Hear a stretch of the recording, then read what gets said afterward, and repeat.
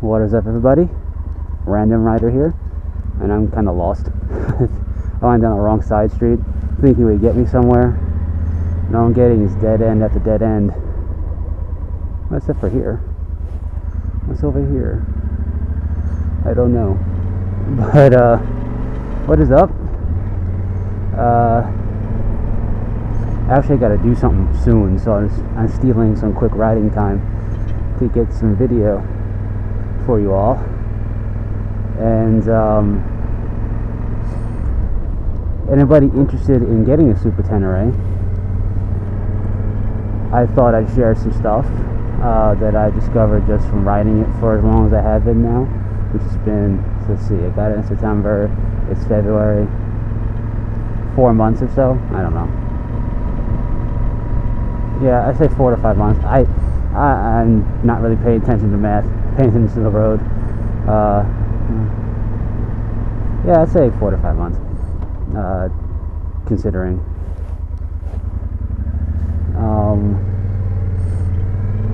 I really don't know where I am, but anyway,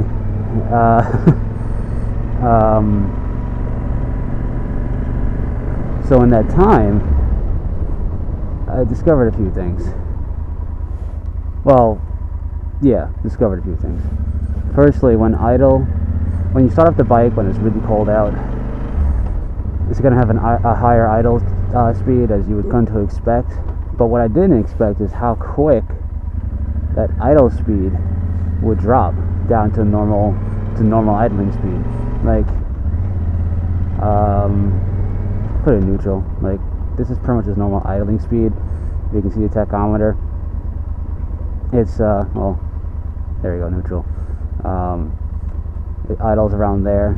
They'll idle around 2 when it's cold, which you know, whatever, I expect that. It's going to try and warm itself up, but it drops down from that within a couple of minutes pretty quickly. So what I try and do is I try and not ride it until it's dropped. Here we go. Last minute turn, trying to find a light to make a left.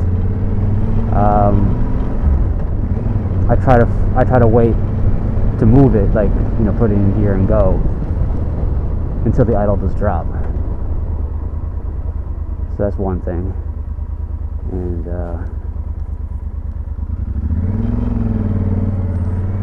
can't wave to the guy because I gotta play with the clutch, but he let me go. It's nice of him, even though he had the right of way. That's pretty cool. Like, he had a little go-kart thing. I'll never trigger this light, but we'll try.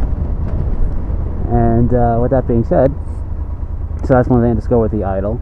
Now, one thing I found out from the Super Tenere forums is, this guy's going to want to make a right, is basically, I first thought, judged on what I've read and saw with the bike when it first came to America, well, even before that, was it has two touring modes. Well, it has 2, I guess, throttle modes: touring mode and sport mode. As you can see now, I'm at a dead stop. It's in T, right there. Now it's in sport mode, and I'm gonna put it back in the touring because there's no need for sport mode right now. And I thought you could only do it when the bike wasn't moving, but it's been brought to my attention through finding it on the Super Tenere forums, because somebody posted about it, is that if you're moving at speed, you can adjust. I'm never going to show you this light. You can adjust you can switch between the modes. You can go from touring to sport or back to touring or whatever. What you have to do is you have to have the throttle closed completely, so, you know, not revving it. It has to be a closed throttle. What you can do at speed is pull on the clutch, close the throttle so you don't engine brake quicker than the parkway. And then you just cycle to the mode, and then you can start moving again, and it will actually change the mode. And from what I can tell, there is no adverse effects to that on, like, the bike's computer or whatever. So I tried it, and it works. So that's pretty cool. I believe I was asked originally if you could switch it on the fly, and my original answer was no on one of my older videos. And the truth is, you can. which is pretty cool. And hey, cars, maybe now I'll get the light changed. So yeah, I just thought I'd bring that up, make a quick video on that, some things I discovered. Nothing else that's groundbreaking or anything. The bike still handles great. I don't know what this bike's doing, but I'm going to turn, so screw in. I want to go left. So yeah, nothing else really to report on that end. Oh, actually, I was able to ride it in some rain, like not just drizzle, but a little bit of like rain stuff. Not heavy rain, mind you, but like I would say above a drizzle but below a downpour, like just standard light rain, I guess was what the meteorologist would call it. And in riding it in the light rain, going way too fast for this road, I've discovered that the bike itself keeps me pretty dry. My helmet was soaked, as you would expect, but you know, my head was dry because it's a helmet, you know, it's a full face helmet. But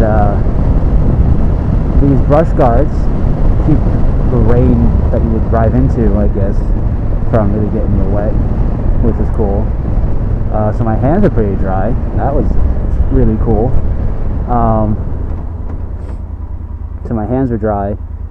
My arms, whatever, they're kind of exposed. They were a little wet, but my legs were very dry, like almost completely dry. And I wasn't wearing riding pants. I was wearing jeans because, you know, whatever. And they were really dry, almost completely dry, and that was pretty cool to find out. Yeah, I guess the bike's shape and minor fairingness is not a full fairing. Really does help with keeping it dry. I was concerned with that, to be honest, which is why I wasn't taking it to work in the rain, because I don't want to get soaked on the way to work. But I did, because I just said screw it one day, and I was fine.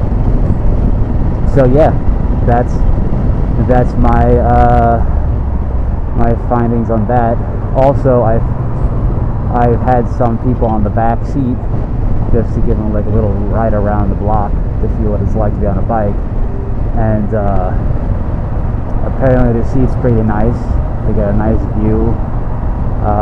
You know, they don't ride motorcycles, so they were scared out of their mind, but aside from that, apparently it's a good back seat, so who knew, right? Anyway, that's it for my little findings. Just thought I'd share with anybody remotely interested in the Super Tenere. And that's it. So I'm gonna tool around a bit and talk to y'all later. Peace.